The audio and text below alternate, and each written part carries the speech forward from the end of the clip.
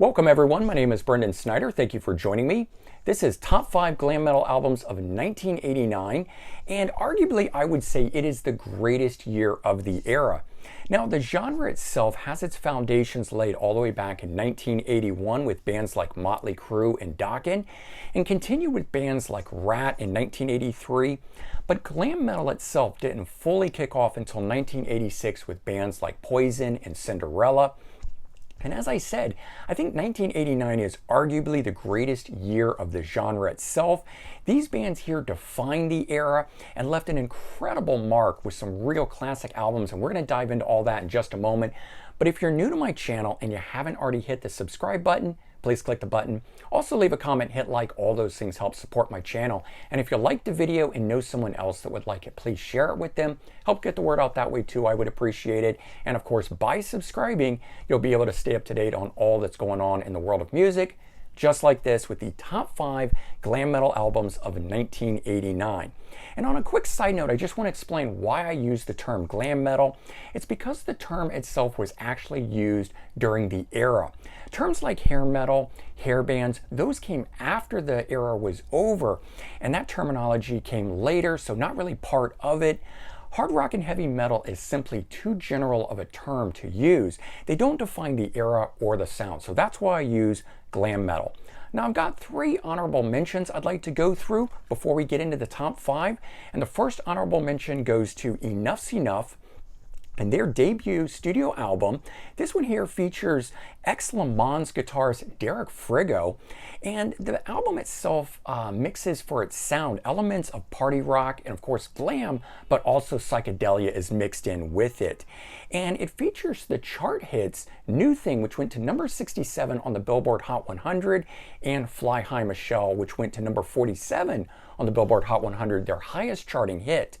Songs from the album itself also appeared in 2 popular TV shows of the era, Beverly Hills 90210, who remembers that? I certainly do, and Northern Exposure was the other one. Now, while there's no certifications for this album itself, it is the band's best-selling album. All right, the second honorable mention I'd like to go through is Tora Tora and Surprise Attack. It is their debut studio album, and this album itself is, of course, glam, but has a blues-based undertone to it. They were actually the first band out of Memphis, Tennessee to get a music video played on MTV. The song itself was Walking Shoes, which we probably all remember from this album, and it went to number 86 on the Billboard Hot 100. They did issue 2 more videos to MTV, Guilty and Phantom Rider, and they also had a song included on the Bill and Ted's Excellent Adventure soundtrack called Dancing with a Gypsy. All right, the third and final honorable mention goes to Britney Fox and Boys in Heat. This is their second studio album, and it features Dean Davidson on guitar and vocals, who would later go on to Black Eyed Susan, which is another great band from the era. And then the band also features Michael Kelly Smith on guitars, formerly from Cinderella. Now this album here is much less of the glam that the debut album is. This one here instead emphasizes more of a blues rock sound to it. They did release 2 music videos to MTV from this album, Dream On and Standing in the Shadows. And while this album here was much less successful than the debut, it has grown in stature over the years, at least amongst its fans. All right, so here we are, top 5 countdown, best glam metal albums of 1989. Coming in at number 5, we have Great White and Twice Shy.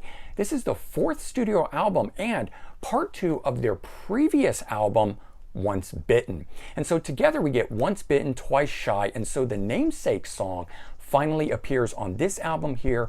It is a cover of the Ian Hunter song, Once Bitten, Twice Shy.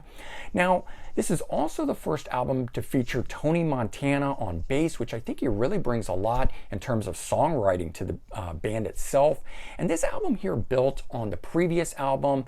The band was moving away from the metal sound itself and emphasizing their blues rock roots, but they firmly kept it entrenched in the glam sound of the era. And the album itself features some really big hits on it. The song Once Bitten, Twice Shy that we were just talking about was a top 10 hit, going to number 5 on the Billboard Hot 100. Angel's Song went to number 30 on the Billboard Hot 100, and House of Broken Love went to number 83 on the Billboard Hot 100. Ultimately, the album itself was certified double platinum. Okay, coming in at number 4, we've got Tesla and the Great Radio Controversy. This album here is the second studio album, and it combines elements of 70s rock, metal, and glam all mixed into one here. The album itself features a number of counterpoints on both electric and acoustic guitars, and I think it's one of the reasons that actually separated this band from the masses at the time. Some of the hits that came off of this album that I certainly was hearing all over radio at the time was Heaven's Trail, No Way Out, The Way It Is, and a top 10 hit for them, the song Love Song, went to number 10 on the Billboard Hot 100. This album here was certified double platinum as well. Okay, coming in at number 3, we've got Warrant and Dirty Rotten Filthy Stinking Rich, debut studio album by the band itself and produced by Beau Hill. The album's themes include materialism, sex, heartbreak, and loneliness, which are pretty common themes at the time. The sound of the album is very typical glam metal, heavy guitars, melodic, catchy choruses, that sort of stuff. There's always been a bit of controversy around this album, though, that Warrant guitarists Eric Turner and Joey Allen didn't actually play on it. Now, of course, both of the guitar players deny this to this day, but producer for the album, Beau Hill, in a 2012 interview confirmed that the guitars on the album are played by Mike Slammer, who's an amazing guitar player. And regardless of who actually played on it, both Eric Turner and Joey Allen are credited as co-writers on the album. The album itself has an amazing sound to it and featured some really big charting hits. You've got Big Talk, which went to number 93 on the Billboard Hot 100, Down Boys, which went to number 27 on the Billboard Hot 100, Sometimes She Cries went to number 20 on the Billboard Hot 100, and Heaven went to number 2. So a top 10 hit for them on that one on the Billboard Hot 100 as well. And the album itself was certified 2 times platinum. Okay, coming in at number 2, we have Skid Row in their debut album produced by Michael Wagner. And this band features Dave Sabo on guitars. Interesting, he is childhood friend of John Bon Jovi and was actually the first guitar player in the band Bon Jovi back in 1983. And Dave and John had a childhood pact that whoever got signed first would help the other one. And John stayed true to his word. He had his management company help out and secure a recording contract for the band Skid Row. And then another interesting point here, I've always liked this one. Sebastian Bach was introduced to the band by John Bon Jovi's parents. So a lot of real interesting ties and things and connections there through John Bon Jovi and Bon Jovi the band, and they certainly toured a lot with them as well. And so the sound of this album is full of wild guitars and amazing vocals and huge choruses. And the gang style vocal really comes into effect here with bands like Skid Row and the aforementioned Warrant. So this album here featured the hits like Youth Gone Wild, which went to number 99 on the Billboard Hot 100, 18 in Life, which was a top 10 hit for them, going to number 4 on the Billboard Hot 100, and I Remember You, another top 10 hit, going to number 6 on the Billboard Hot 100. Ultimately, the album itself was certified 5 times platinum, which is amazing for any artist, but as a debut album, that is really amazing. Okay, here we are at number 1. We have Motley Crue, Dr. Feelgood, 5th studio album by the band and produced by none other than Bob Rock.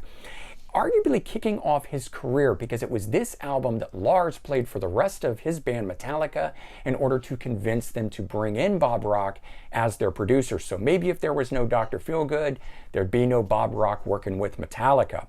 I also think it's quite possibly the best produced album of the era, next to maybe Def Leppard's Hysteria, which of course was done by Mutt Lange, who is probably the best producer ever in my opinion. Maybe do a whole separate episode on him at some time. This album itself went to number 1 on the Billboard 200 album chart, and it was the first album that the band recorded after getting sober.